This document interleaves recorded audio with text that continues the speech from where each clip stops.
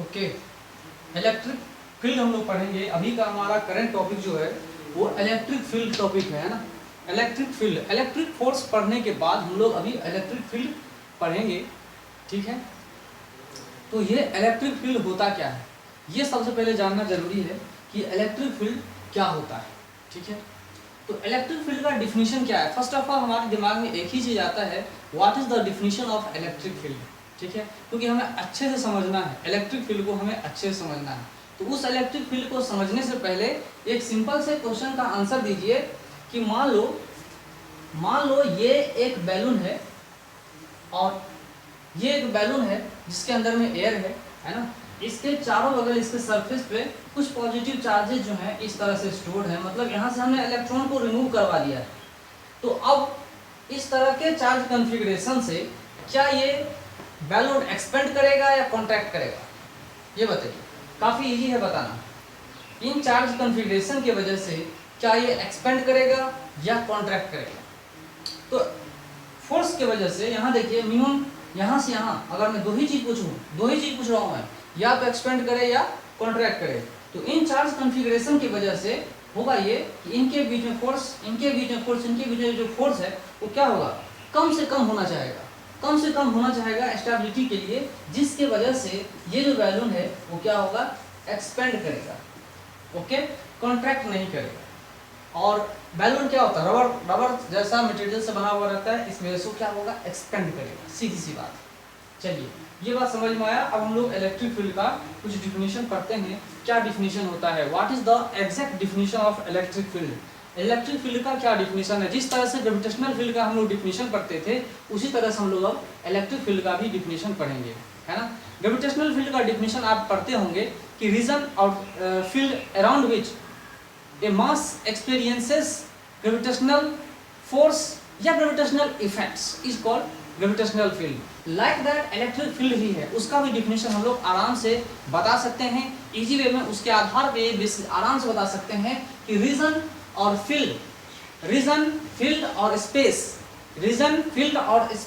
Around a charge और charge distribution, around a charge मतलब charge particle और a charge distribution, है ना, in which its electric effects are perceptible. Electric effects में क्या क्या होते हैं, इलेक्ट्रिक पोटेंशियल होता है, इलेक्ट्रिक फोर्स होता है, इलेक्ट्रिक फील्ड होते हैं, वर्क डन होते हैं, बहुत सारी चीजें हैं जो ऑब्जर्व की जाती है, जो परसेप्टिबल होता है, उसको हम क्या बोलते हैं, इलेक्ट्रिक फील्ड बोलते हैं, ठीक है। तो ये जो है फील्ड, इलेक्ट्रिक फील्ड एक वेक्टर क्वांटिटी है, it is a vector quantity, not a scalar quantity, okay. It has both magnitude as well as direction. इसमें मैग्नीट्यूड भी है और क्या है, डायरेक्शन भी है, दोनों चीजें हैं। तो ये चीजें हमें समझना है इस चीज में, और इसी को हम लोग समझेंगे, है ना। तो एक चार्ज पार्टिकल है, मान लो कि कोई भी एक चार्ज पार्टिकल है Q, और इसके अपने आसपास इलेक्ट्रिक फील्ड होंगे, है ना। इसके आसपास क्या होंगे, इलेक्ट्रिक फील्ड होगा, और इसके आसपास अगर दूसरा कोई चार्ज रख दें यहाँ पर, तो उसको क्या करेगा, ये या तो रिपेल करेगा या तो अट्रैक्ट करेगा। तो इलेक्ट्रिक इफेक्ट्स परसेप्टिबल है, ऑब्जर्वेबल है, ऑब्जर्व किया जाता है, परसेप्ट किया जाता है। तो ऐसे रीजन्स को, स्पेस को हम क्या बोलते हैं, इलेक्ट्रिक फील्ड बोलते हैं। It is a vector quantity, not a scalar quantity. Electric field is a vector quantity, it has both magnitude as well as direction. तो अगर कोई चार्ज पार्टिकल है Q, तो उसके आसपास रीजन जो इलेक्ट्रिक फील्ड का बहुत स्ट्रांग होगा, और जैसे जैसे दूर जाते जाएंगे इलेक्ट्रिक फील्ड का वैल्यू धीरे धीरे घटता हुआ चला जाएगा, ठीक है। उस चीज को भी हम लोग समझेंगे आराम से। ये इलेक्ट्रिक फील्ड को दूसरे नाम से, पहले नाम समझते हैं, इस इलेक्ट्रिक फील्ड को कितने नामों से जाना जाता है, ठीक है। इस इलेक्ट्रिक फील्ड को एक नाम से जानते हैं जिसको कहते हैं हम लोग vector function of E। Electric function, electric field जो है ये वेक्टर क्वांटिटी है, vector function of electric field, है ना। या ये इलेक्ट्रिक फील्ड के स्ट्रेंथ को हम इलेक्ट्रिक इंटेंसिटी भी कहते हैं। कितना स्ट्रेंथ है, कितना इलेक्ट्रिक फील्ड का स्ट्रेंथ है, उसको हम इलेक्ट्रिक इंटेंसिटी भी कहते हैं। और ये कैसे डिनोट किया जाता है, स्ट्रेंथ बताता है। ये क्या बताता है, स्ट्रेंथ ऑफ इलेक्ट्रिक फील्ड बताता है, इसीलिए इसको हम इलेक्ट्रिक इंटेंसिटी भी कहते हैं, ठीक है। आगे चलिए, इसको दूसरे तरह से हम लोग डिफाइन कर सकते हैं। इलेक्ट्रिक फील्ड हमने यहाँ समझा, ये दूसरे तरह से हम लोग डिफाइन लिख सकते हैं scalar function of position vector v, जहाँ पे v जो है इलेक्ट्रिक पोटेंशियल है ना, और scalar function of the position. तो इस तरह से हम लोग डिनोट करते हैं इलेक्ट्रिक फील्ड को। इलेक्ट्रिक फील्ड जो है वो क्या होता है, माइनस dv/dr है ना, विथ डायरेक्शन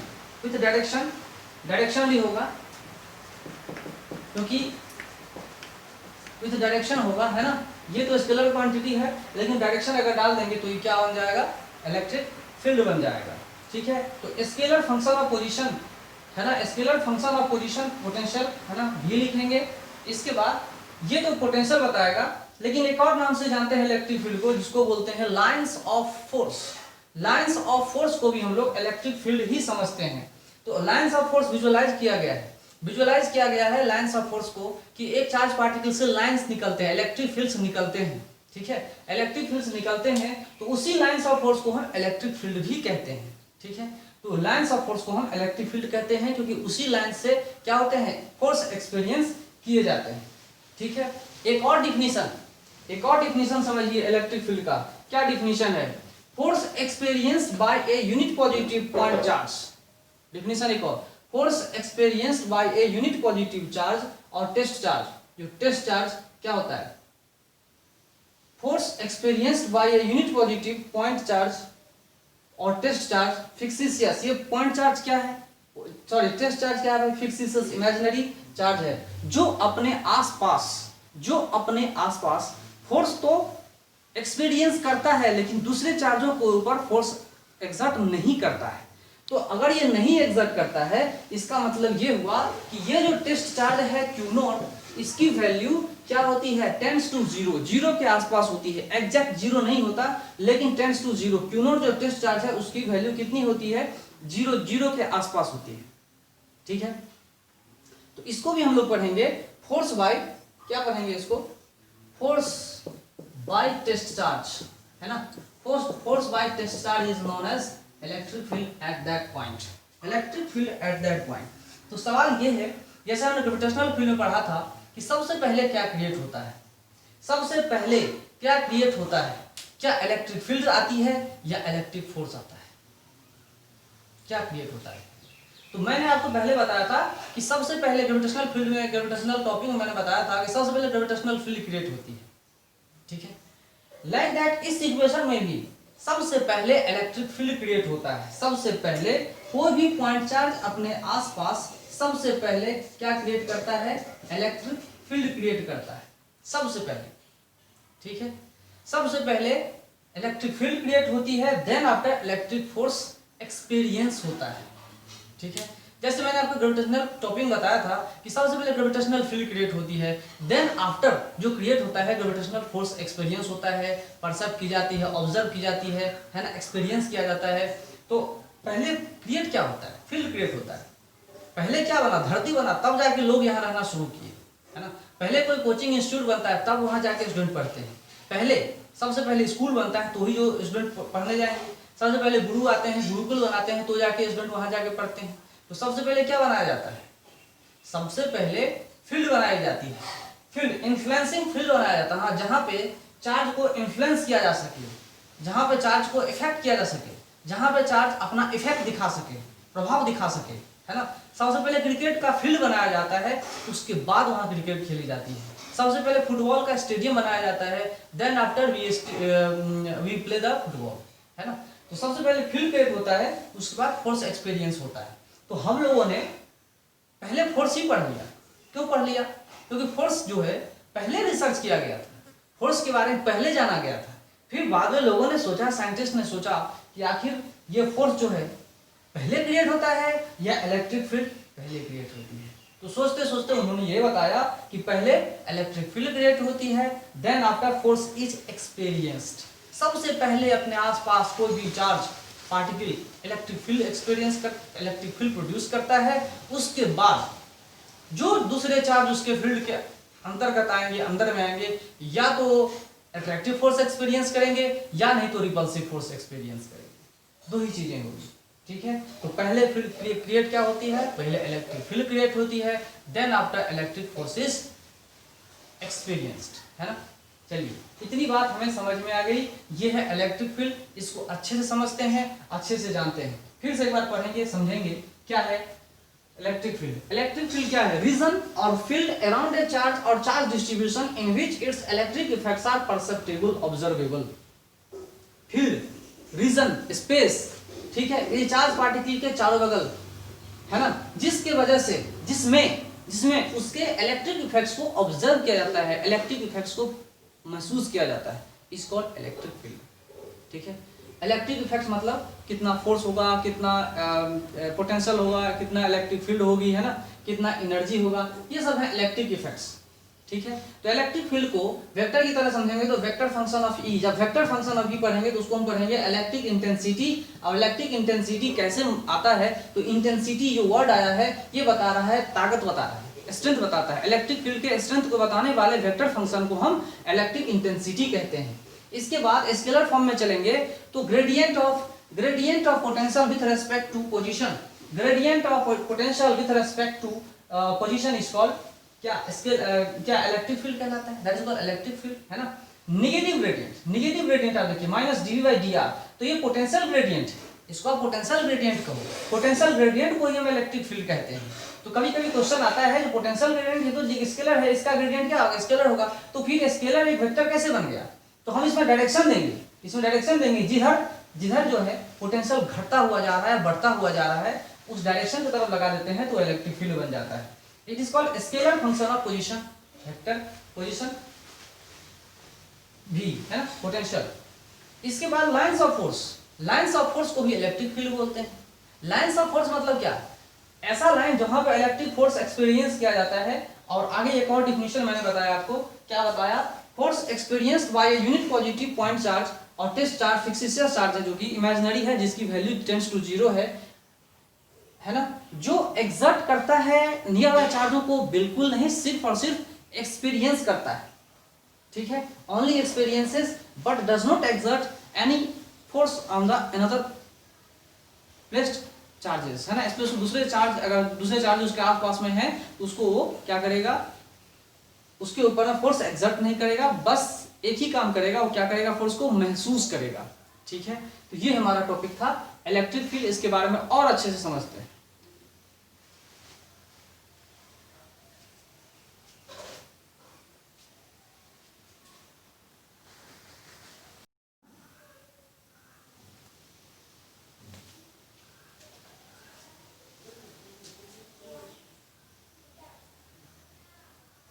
ओके, हमें इलेक्ट्रिक फील्ड के बारे में भी स्टडी करनी है।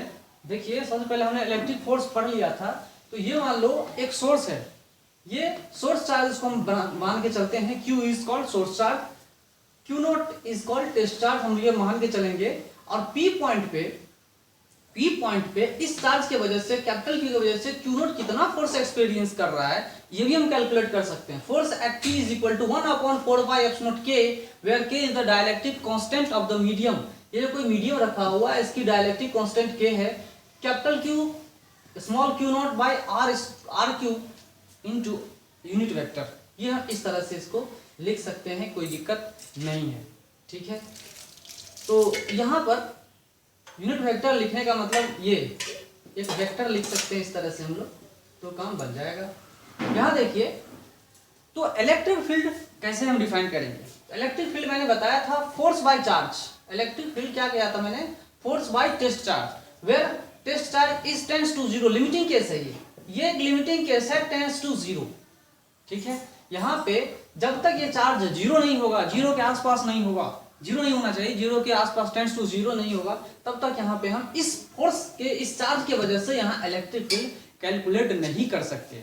अगर ये चार्ज बहुत ज्यादा हो जाए, तो इसके द्वारा जो फील्ड क्रिएट होगा उसको ये डिस्टर्ब कर सकता है, इसको ये डिस्टर्ब कर, इसीलिए टेस्ट चार्ज हमने क्या लिया, बहुत कम लिया, very less, to calculate the electric field at point P exactly निकालने के लिए हम Q नॉट का वैल्यू बहुत कम लेते हैं। अगर हमने ज्यादा ले लिया तो यहाँ पर जो इलेक्ट्रिक फील्ड क्रिएट हो रहा है, इसके द्वारा जो फील्ड क्रिएट हो रहा था उसको डिस्टर्ब करेगा, है ना।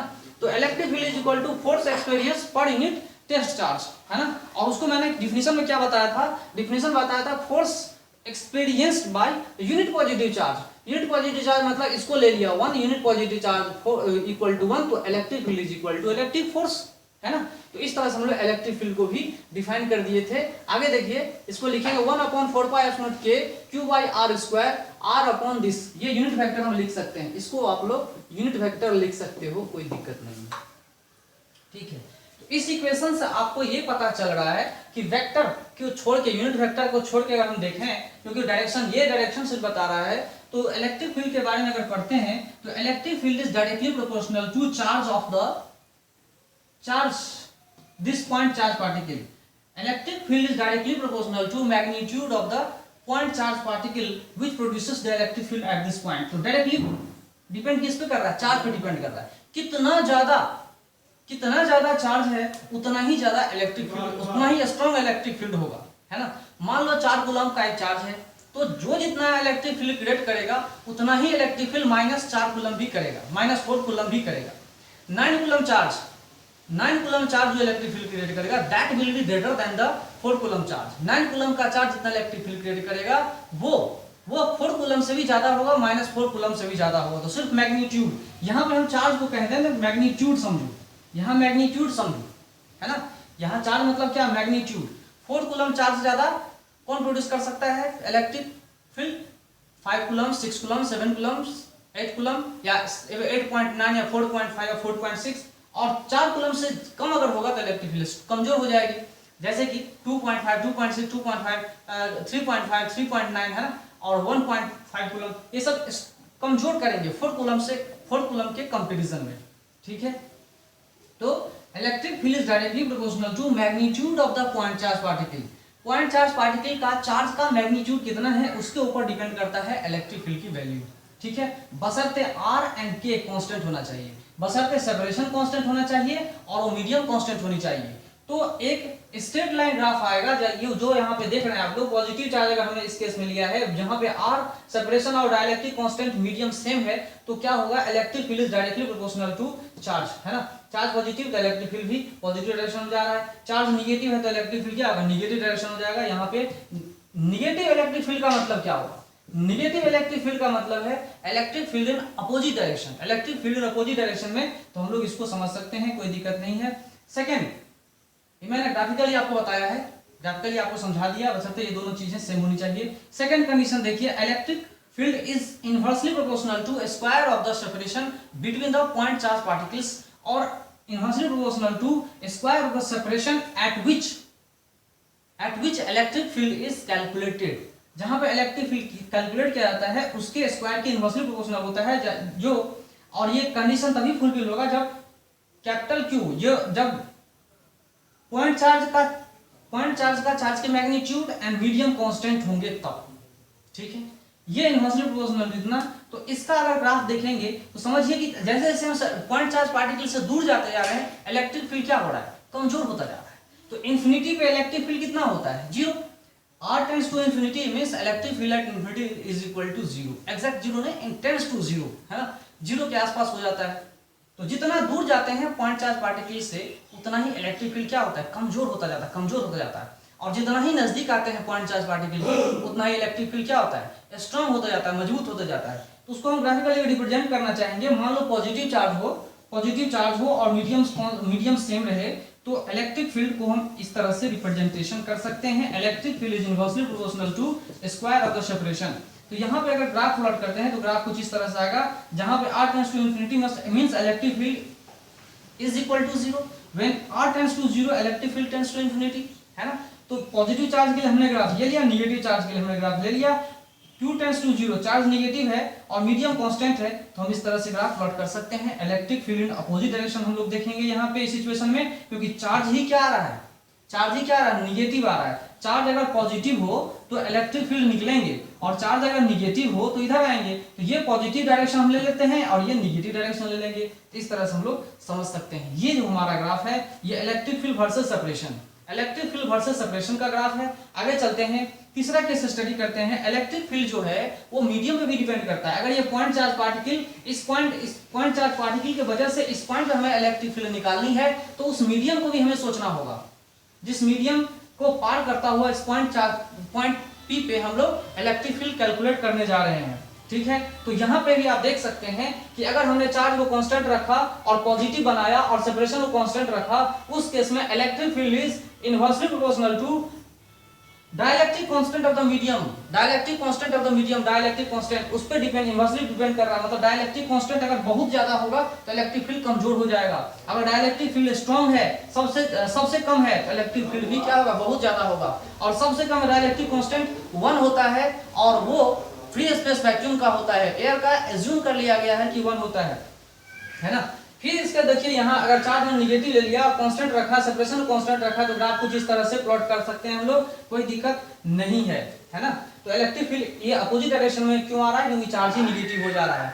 ओके, अब देख लीजिए, electric field is inversely proportional to dielectric constant of the medium. Dielectric constant of the medium ये है ना, कैपिटल के हम रखे हुए हैं। इस तरह से हमें ये सब चीजें समझनी है। फिर से एक बार समझ लो कि ये सोर्स चार्ज है जिसके वजह से हमें इलेक्ट्रिक फील्ड इस पॉइंट पी पे इलेक्ट्रिक फील्ड क्रिएट करना है, सॉरी फाइंड करना है। क्रिएटेड तो है लेकिन यहाँ पे हमें क्या करना है, फाइंड करना है। तो फाइंड करने के लिए हमने यहाँ से सेपरेशन r मान रखा है, ये पॉइंट p मान रखा है, और यहाँ पे हमने टेस्ट चार्ज q नोट रखा है जिसकी वैल्यू टेंड्स टू 0 है, 0 के आसपास है। क्योंकि अगर उससे ज्यादा हम करेंगे तो ये जो फील्ड क्रिएट करेगा इसके फील्ड को डिस्टर्ब करेगा, और डिस्टर्ब करेगा तो यहाँ पे हम एग्जैक्ट वैल्यू इसके वजह से नहीं निकाल पाएंगे, ठीक है। तो सबसे पहले हमने फोर्स निकाला, force at point p is equal to 1/4π/0k capital Q q naught by r cube into r vector. तो electric field is defined as, कैसे डिफाइन करेंगे, force experienced by unit positive charge. Unit positive charge है ना, यहाँ पे लिखेंगे 1 unit positive charge. ये force experience के द्वारा होता है